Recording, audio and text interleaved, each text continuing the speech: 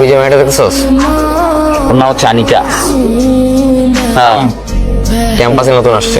তুই যে প্রপোজ করবি, ও যদি রাজি হয় আমি তোর পাক্কা আজকে ফিরে দেবো। সত্যি? একদম সত্যি। কি দিয়ে প্রপোজ করবো? এই যে রেডি আছে তো, এই ফুলটা দিয়ে যায় প্রপোজ করবি। রাজি হইতে হইব কিন্তু, জবান? জবান পাক্কা। তুই সাক্ষী? এক্সকিউজ মি,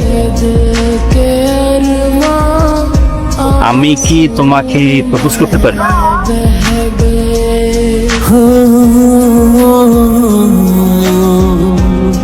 আমি কি নাম তোমার?